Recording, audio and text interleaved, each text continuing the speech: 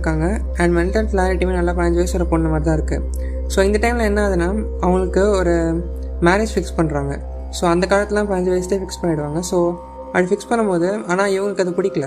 ஏன்னா ஒரு வேளை அவங்க மேரேஜ் இதுவாகிடுச்சுன்னா அவங்களால வந்து விநாயகருக்காக பாட்டெலாம் பண்ண முடியாது. அவங்க வந்து அவங்க ஹஸ்பண்டை தான் ஃபஸ்ட் ப்ரியாரிட்டியாக வைக்க வேண்டிய சூழ்நிலையாக இருக்கலாம். ஸோ அதெல்லாம் என்ன பண்ணுறாங்கன்னா விநாயகர்கிட்ட போயிட்டு இளமையை நீ எடுத்துக்கோன்னு சொல்கிறாங்க.